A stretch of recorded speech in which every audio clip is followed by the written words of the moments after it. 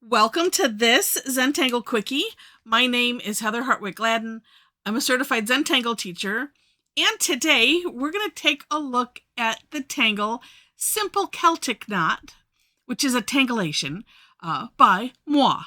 All right, so we had our Beware the Knots of March classes sessions, and on the PM session, Mom had found, in the middle of the day or something, it was a tangle, and it's called Celtic Knot from Maggie Murray. And so I was like, oh, well, that's nice and simple. And so as I'm doing it, I did it kind of almost, I had a way different result. We'll say that. But and constructed similar, but I'm going to say it's different enough because the result, is different enough that I'm just going to call it a tangulation and put my name on it. So there we go. All right. I will, in the description section, I will put a link to Celtic Knot by Maggie Murray. Now, one of the things that, because I'm so stubborn, that I wasn't going to do with it is put in a grid line that I then would have to erase, because that's one of the things that, in the Zentangle books and things that's one of the things that we shouldn't do. It doesn't make it a tangle. So in this class, my striving was to share tangles that we can turn into something that looks Celtic knot-ish. And part of my stubbornness is because I get such joy out of and tickled from doing all of Zentangle. Anything that comes out of my hand and looks halfway decent, I'm just thrilled with. And so I did, like I said, I get to be a stickler on that. And so I'm like, well, don't let me do it. I'm just going to try this. And I did. And I'm like, well, wait, how come mine is a continuous ribbon? And I'll show you that in a moment. And the other result is not. So, okay, we're going to start off with a grid of orbs, but just a 9 grid. So I'm going center, and then I'll leave a little room up here. North, south, east, west. Again, leaving a little bit of room on the side there. Okay, and then filling in. Well, wait, we should go. So this would be northeast. And whatever. And then turn the tile and it gets all goofed up. I like to do it this way, and I'll do that with bigger grids, because that way it's like I can, eyeballing the center, that's always questionable. But I'll do it this way because I can see that and eyeball it fairly well. And then, this isn't a great example, but I can eyeball it pretty good because I can okay, here. Oh, yeah, there we go. That'll make a square. Okay. And then I go on from there. All right. So this is kind of like the tangle W2 or Huggins, but with straight lines. So it's Huggins-ish because we have the orbs. And you could do this with squares if you want to. That's completely up to you. But I'm going to do it this way, and I'm going to draw straight lines, not curved lines like we would in Huggins. So having it in this position, we're going to start on the upper left. And so from, the side of the orb, and I'm just going to come up to the side of the orb. My lines aren't going to be completely straight because, like I said, I like to just do things pen to paper, Like I said, I'm just stubborn. Okay, and then over here as well. Now, one of the things, in this work, we only have 4, so you can treat this, for the most part, like you would do W2 or Huggins. And so with that, and here's the thing that I will point out, because we think you can.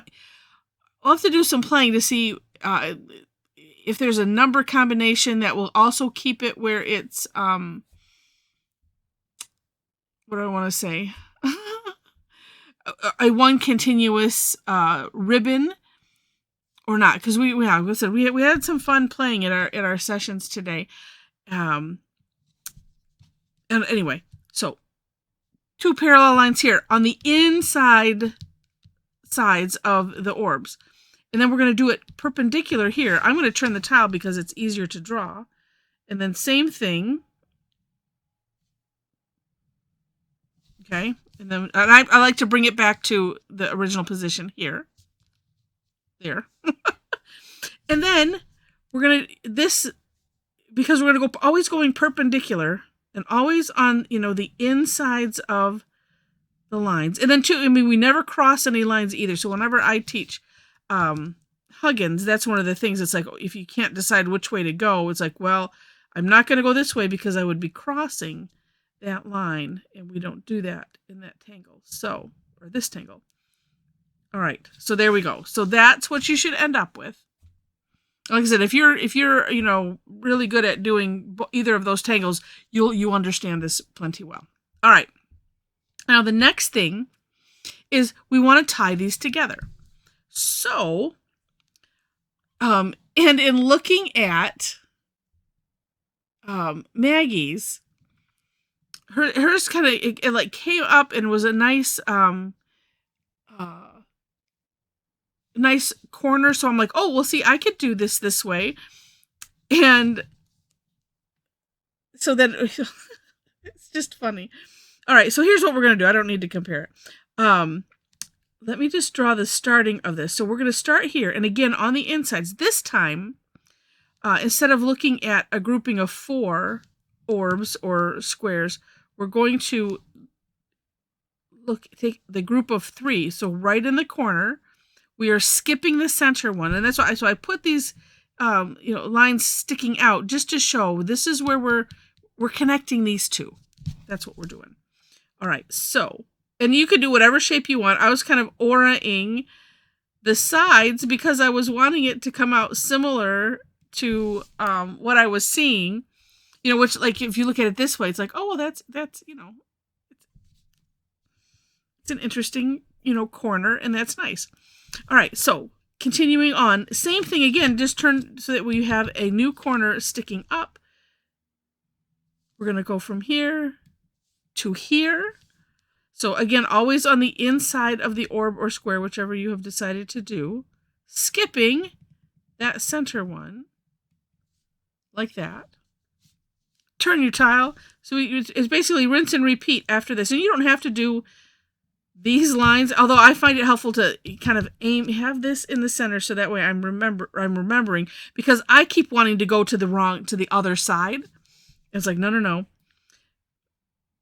And really, well, yeah, it's the center orbs we are working on both sides of them, but this is one of those things that was like, I try not to think about that. It's like, I'm just looking at, okay, here's where we're at now. New corner that needs, these need to be tied together. We've got these open ends here. We can't have that. So again, inside, and, well, come on, pen. Just connecting them. Now, of course, if you do this on something bigger, you could have more fun and do something else here if you want. It's up to you. And that's the fun that we had in this session was, playing with these, exploring them, seeing, okay, how do we do this in the first place? And then just having fun with it. All right. So, and let me show you. Let's see. Well, because here's one way to decorate. Although, you know what? No, I'm going to do something different. At least in the center, so that way I can show. Here's what I mean by a continuous. It does help if you're kind of even, but it's all right. So here's what I mean by continuous line. So I'm just we'll start here. I'll start, above. So I'm thinking, ooh, I'm gonna make a thick line in the middle. I was doing thin lines to either side, and I thought, well, this will be a little different. Coming around, hollabowing under here. Oops, well, sort of hollow bowing under there. Let's come around. And we're going to hollow bow under this line. And we're coming around. Bloop. Hollow bowing under there. Coming up and around. And we're going to hollow bow under here. And to me, that's always been, you know, the magic, if you will, of a Celtic knot, is it just seems like it's like, where does it begin? Where does it end? It just seems like it's one continuous thing. And that versus, and I'll show you some of the other things that we had played with, just as an example. Well, like this one I had done for a sample, and here we started calling them paper clips, rubber bands, something. Well, yeah, paperclip does have a beginning and end. So a rubber band, you know, and we have 4 individual ones here. This one I had a lot of starts and stops. So it's like, okay, let's follow the path. Well, all right. Well, it starts here because there's nothing, it's not tied to anything. And it comes around and it stops there. This one is at least continuous all by itself. But if I hadn't pointed that out, who cares, right? It looks neat. Both of those look neat. So it was just funny because as we were playing with it, that's, you know, it just turned out that way. So and I didn't do one the original way because I didn't figure it out. Here's one that I played with on a bit bigger tile. But the way hers turned out, it's, you know, this is there's a continuous this way and a continuous this way, but not like this. So it was just really, really interesting.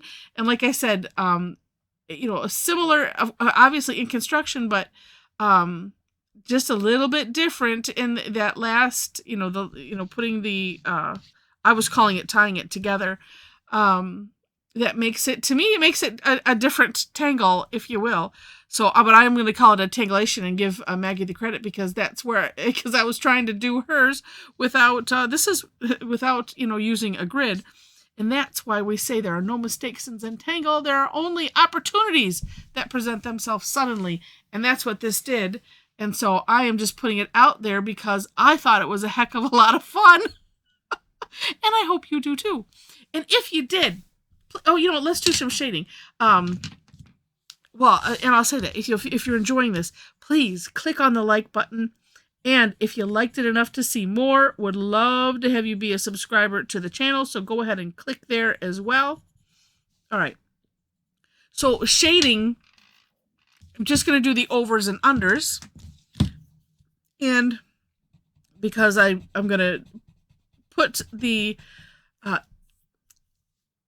Tortillion and the pencil where I want it the darkest, and also the line I don't want to go over, I'm just doing that. I think that's it. I think there's just 2 per turn. And then we'll add these here.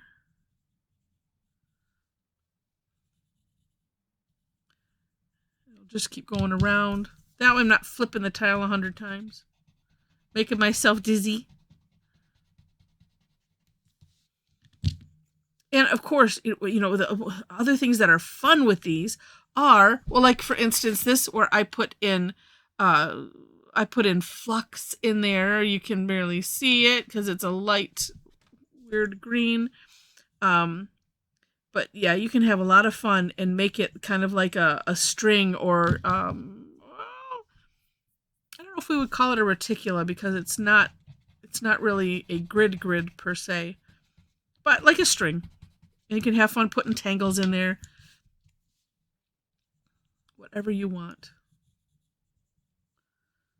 Okay.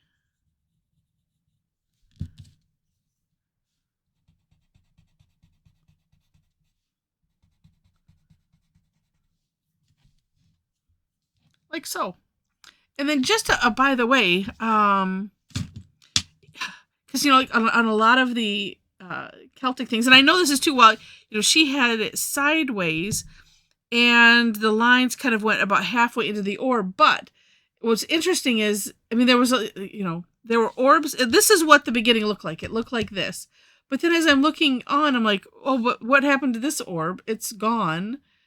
And, so all of these outside ones are gone now. And I was like, and so again, if you just make it with 1, 2, 5, like the dice, there are ways to do it. You can search for, Celtic knots. I have a playlist called Celtic Naughty, I think.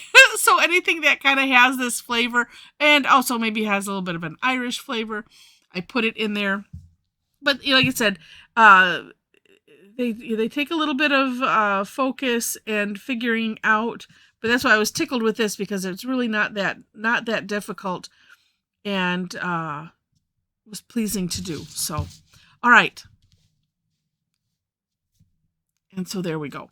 That's my story, and I'm sticking to it. All right, in the description section, you will find links to the step outs, and then below that is my link tree. So if you're interested in classes, come and check me out. There are a couple places there where I post classes, so you can link. One is Facebook, the other is Eventbrite.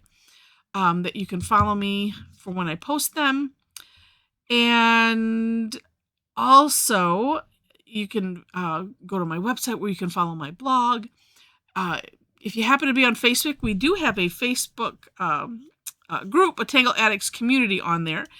When you click on that link, there are 4 questions that you have to answer in order to gain entry. And let's see what else that I want to highlight.